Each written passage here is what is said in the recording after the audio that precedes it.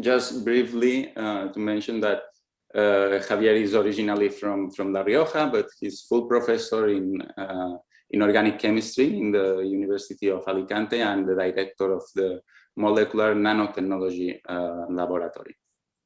He, of course, has published in many top journals, but I want to highlight also that he is inventor of more than 40 patents. So you can see how he is involved in tech transfer. He has received many awards, like the award Jaime I, Rey Jaime I in Spain.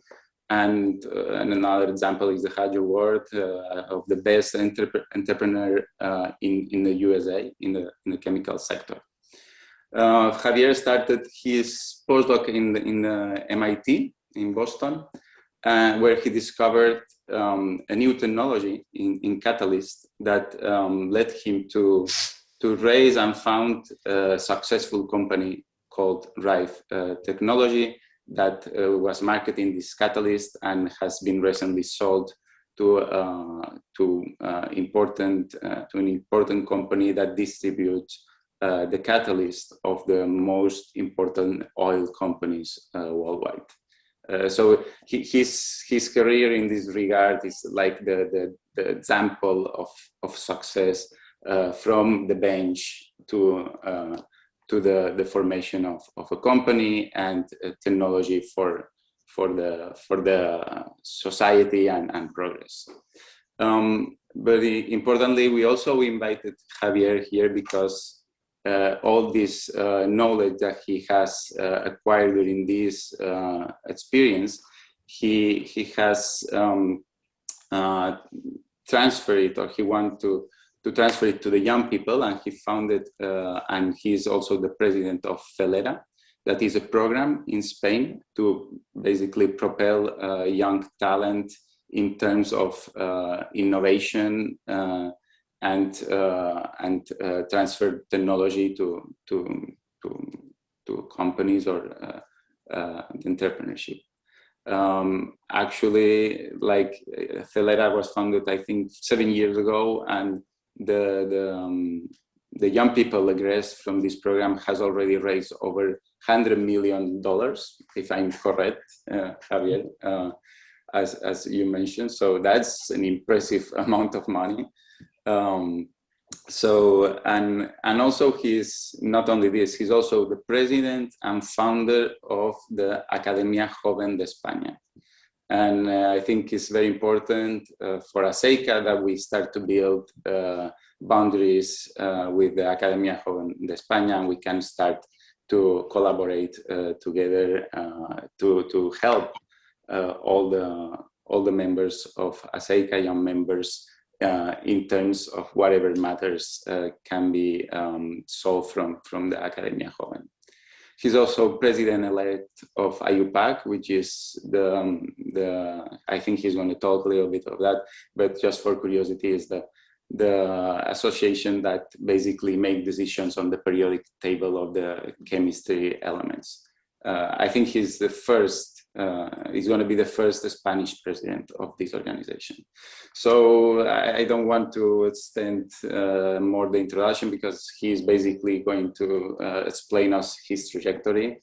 So without further ado, Javier, I'm very happy to have you here, and so you can start the presentation. Thank you to accept our invitation. So thank you, Tony. It's quite clear that you are a good friend because everything you said is such a wonderful introduction. And I have to say I'm delighted to share this morning with all of you. Tony told me many times about ASEICA, and I'm really excited to be able to share the things that I feel are so important for the future of mankind: science, leadership, and entrepreneurship. So today I want to tell you a story of a journey. This journey started with me landing at the Logan International Airport in Boston when I got a Fulbright fellowship to do my postdoc at MIT. Like many other people, I went there with big aspirations, knowing very, very little. Maybe I knew a little bit about chemistry, very little about nanotechnology, and nothing at all about creating a company. That was not in my mind when I landed in Boston. But there I discovered an ecosystem. I discovered that it's possible to not only make great discoveries, but also to take those discoveries all the way from the lab to the market.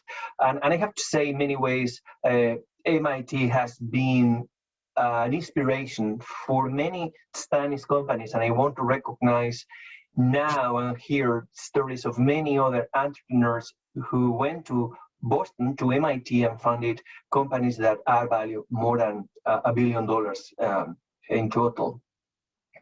So my technology basically, and as Tony told me, I'm a chemist, so I'm not going to spend too much time talking about chemistry, but basically what we do is to improve the accessibility of hydrocarbons inside catalysts. So hydrocarbons have problems entering into the very narrow pores of catalysts, in particular a family of catalysts called zeolites. And we have discovered this nanotechnology that allows to create these mesopores, these bigger pores, where now even the larger hydrocarbons can enter and travel through these molecular highways to get to the active sites and be cracked to produce all the useful products that we need for our economy. So this is a movie, an actual movie that shows the structure of these catalysts, when you can see the microporosity, the crystalline structure of these zeolites, but also to travel through these molecular highways where the hydrocarbons can be transformed into useful products. So again, I did that discovery at MIT. I was there for 3 years, and I left MIT with no papers. Okay, I will repeat that again. I left MIT with no papers. That's not a good sign. But I had a patent and a passion to create a company. And I decided to leave MIT, all the security, probably one of the best universities in the world, and travel all the way from Massachusetts to the Deep South, the real Deep South, this Deep South. This is the lab that I found in Bartlesville, Oklahoma, to start my company. And this is how I found this lab. So going from MIT to Oklahoma to this lab, it was a big shock. So why I decided to go to Oklahoma? It was because this person, I always recognize Marvin Johnson. This person, this old man here, is a wonderful human being and also the inventor of more than 250 patents. He was that person that could help me to validate my technology. We worked really hard in this laboratory for a few years to scale up our technology, to convince ourselves that we have something real, to produce some data that was incredibly valuable to convince investors that we have a business proposition. Rive Technology, my company, raised more than $100 million. Raising money for a chemical company is not easy. I know that it's very difficult to go all the way from the lab to the market in the cancer research area. Believe me, it's even more difficult in the refinery area because people take very little risks in this business. So with that, I decided to create my company, Rive Technology, and that meant packing again and moving from the Deep South again back to the East Coast, this time to Princeton, where I found it.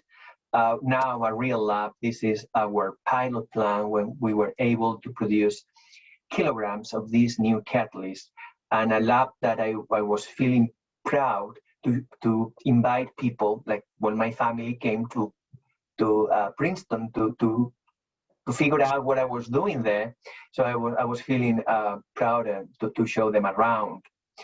I'm not going to spend any time telling you how difficult it was to go from the lab all the way to produce 100,000 tons of catalyst to feed a refinery.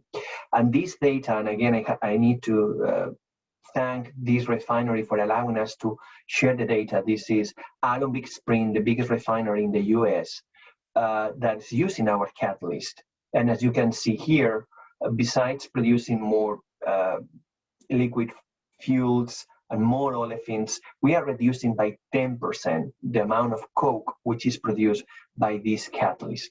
And this is extremely important because refinery accounts for 7% of all the CO2 emissions.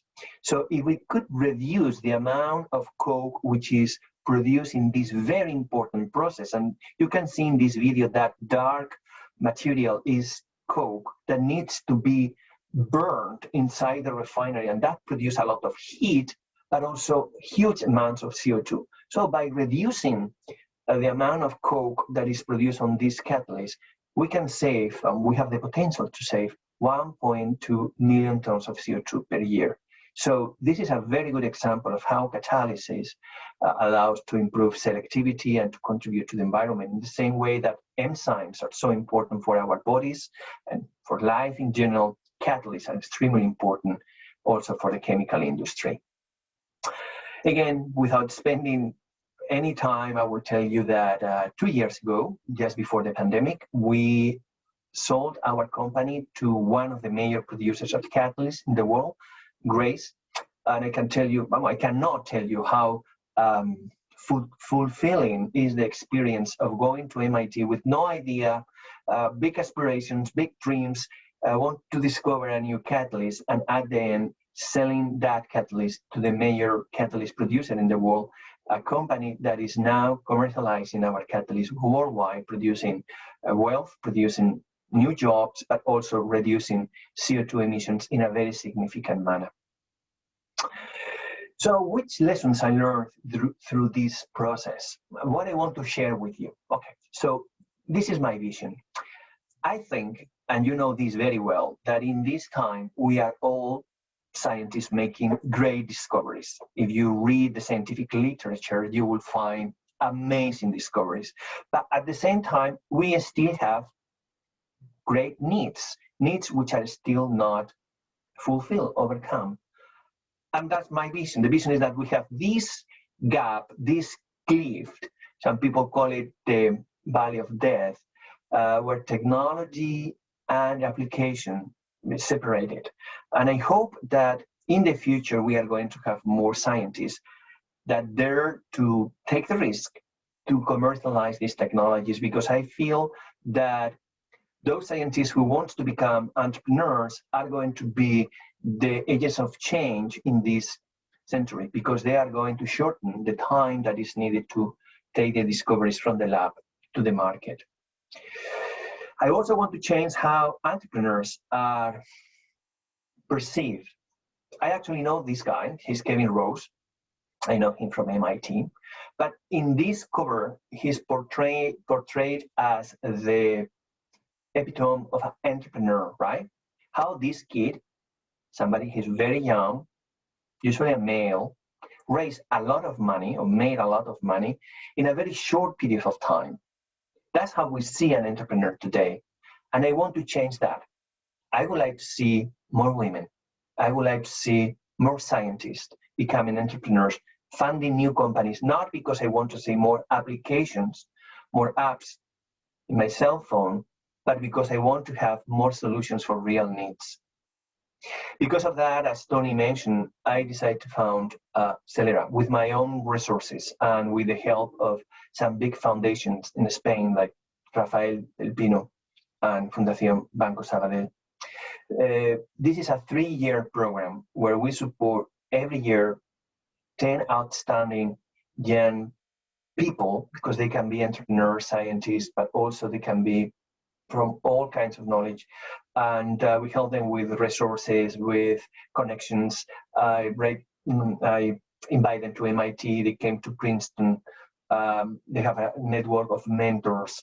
And this has been probably the most satisfying experience that I had during the last 7 years, because when you invest in these young, outstanding people, every day, basically pretty much every day, they give you wonderful news. I want to share with you their faces, because I'm sure we are going to see them in the future. They are already doing wonderful things.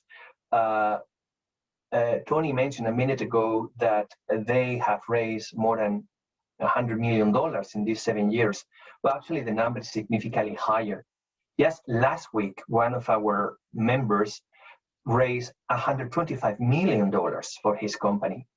So this is what happens when you invest in young people. When you support them, give them resources, access to money, they start building wonderful things. And this is easy to tell because this is money and we all understand that language, but also they are becoming some of the leading scientists in their fields. They are doing wonderful things also as leaders in, so as a social leaders. And I want to give you just one particular example that I feel very proud of. Just before the pandemic hit, one of our members, Javier González, gave me a phone call. And basically he told me, Javier, we are going to be running out of medical ventilators. What are you talking about? Oh yeah, one of the main problems with COVID-19 is that patients need some help for breathing, and we just don't have enough medical ventilators.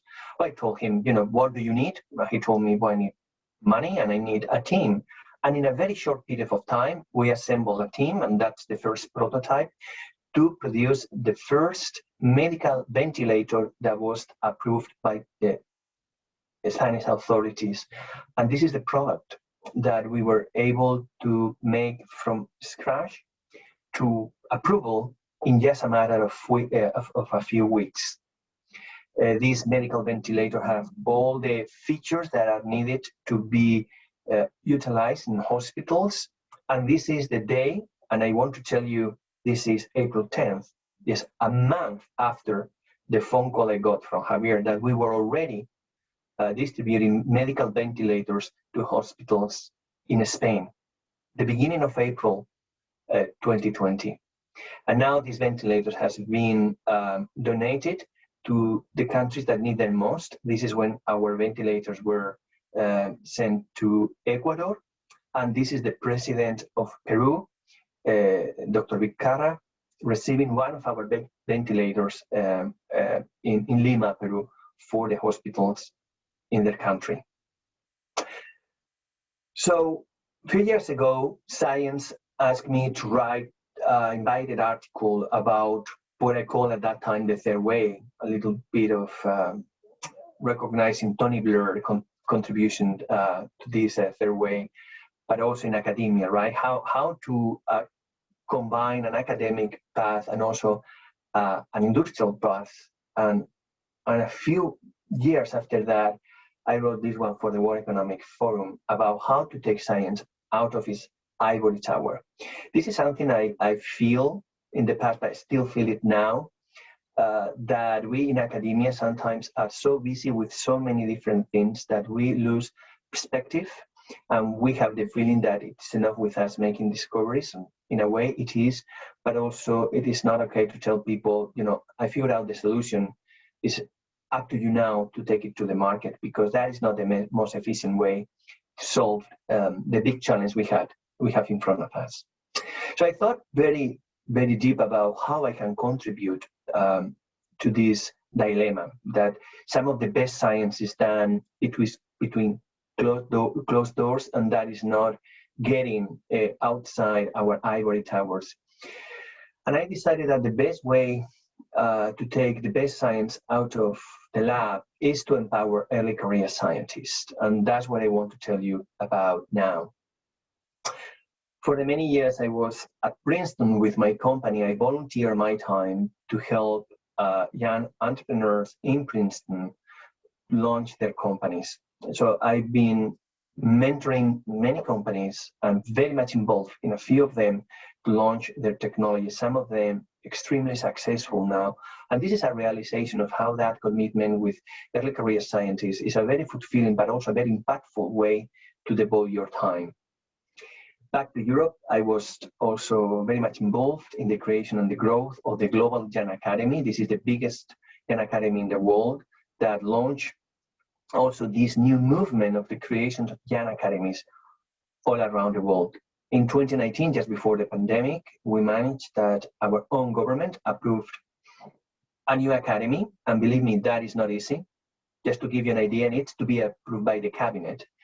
So at the highest level, because our academic system, let's see, is a very old, very conservative way, or very conservative system. But we managed to create a new academy at the same level that the rest of the academies that you know very well. And we have an outstanding group of scholars from all disciplines. And I'm very pleased to tell you that just last week, we elected 10 new members. So now we are 30 people. Our appointment is only for 5 years to make sure that we remain somehow young. So after 5 years, we need to leave the academy and give room for new blood. And it's fantastic to know that you have 5 years to do something useful, and then you need to go and do something else. So this is a gift for the new generations of young scholars in our country. We have been extremely active during the pandemic. We have provided the Ministry of Science of our country more than 100 reports on different things like the status of the pandemic in Spain, candidate to new vaccines. So we have been extremely busy writing reports for our government. We have been also representing Spain in different forms, like the meeting of the European Young Academies, and also very active organizing webinars. We have a special series of webinars to tell the people why the science done in Spain has contributed so much to the fight against the coronavirus. And then also another series of webinars on how to fund the research in your own lab. So for example, this one is by Fundación La Caixa, when we were able to have Ignacy López Verdaguer telling young people how to support their research. We did the same with the European Research Council. And next week, and please don't miss this out, we have a special webinar by the Agencia Estatal de Investigación, who is going to tell us which possibilities there are in Spain to support research for young scientists. It's just 7 hours webinar, I could say workshop, which will be extremely important. All that information is in our website and also in our YouTube channel. So I invite all of you to come to our website and follow what we are doing. So I've been learning more about ASEICA and what you guys are doing. And I want to tell you that there are many, many opportunities for collaboration. And I just write down a few of them that I want to share now with you. For example, now we are creating a forum of young researchers, Spanish young researchers, with the younger group of the Royal Societies, like the Royal Society of Chemistry, the Royal Society of Mathematics, of Biology, and the Academy will be the umbrella organization for all these group of young researchers. We can, of course, develop we can organize also some joint activities and webinars. The Academy organized an annual conference, and probably it would be a good idea to invite some of your members as invite speakers in our annual conference. And also I encourage all of you to apply to be members of our Academy. We have an annual call. It's a process which is done by an independent international committee. So please keep an eye on our website and please apply to become a member. And finally, I need to tell you what we do at IUPAC. I want to start with a video because probably many of you have the same image of IUPAC that this teacher, actually this is a chemistry teacher, and listen how this chemistry teacher thinks about IUPAC.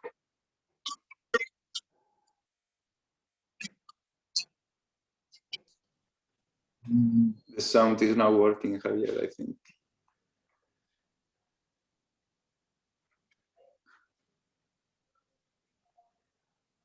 Yeah, we cannot listen, right? No. You'll have to summarize, Javier. So basically what this guy was saying is that there is a bunch of crazy scientists making your life more complicated with all these rules and nomenclature and things like that. And he's a chemistry teacher. And then he says that, no, that it's fantastic that we have a common language for science and for chemistry also. And this image here is to hopefully change your perception about IUPAC. This is a real image of IUPAC. The picture of chemistry fanatics. I was in love with IUPAC because I discovered a group of people that were so passionate about chemistry as much as I am, and it's a wonderful group of people, volunteers. Nobody makes money here. What we do basically is to collect all that data which is in the books that are not in Genesis, not in the Bible or in the Quran. You actually need to go into the lab to get, kinetic constant, solubility constant, toxicology data. All of that is provided by volunteers, and of course the periodic table and the isotopes, the atomic weights. All of that is what we do, this bunch of volunteers at IUPAC. So we also do a lot of outreach activities. I invite you to visit our website. We did organize a couple of years ago the International Year of the Periodic Table that has a huge impact around the world. I especially like this picture that we got from Nigeria, when you can see 3 girls below the periodic table.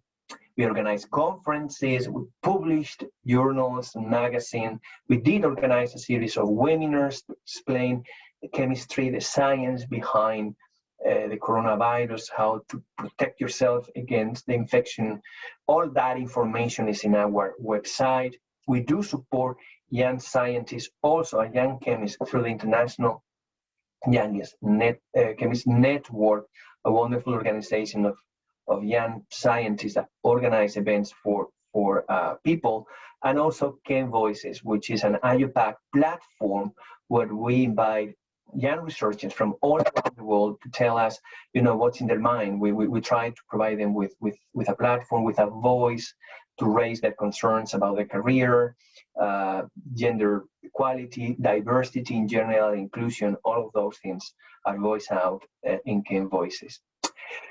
Okay, now as a summary of everything I said, and you can be now quite confused about the many, very different things I told you. I didn't know how to summarize everything I wanted to tell you, and I thought these 2 cartoons are the best way to summarize my main message. If you want to find a solution to cancer, you need to go very deep into the ocean of knowledge. You need to focus a lot. You need to forget about everything else and go to the lab and get hard data on your technology. But at the same time, if we want to cure cancer, we also need to explore the universe. We need to have a much wider view, and that's the kind of things you are doing here at ASEICA, advocating, providing opportunities for women, for young people, for early career scientists, as I was telling you. So when people tell you to solve big problems, you just need to lock down yourself in the lab and focus about just one little problem. That may be true. It may be the way for some people, but also don't forget about explore the universe. Because if we only have scientists looking through the microscope and not through the telescope, we are going to be missing out many, many opportunities. So never forget about looking to the stars. Thank you very much.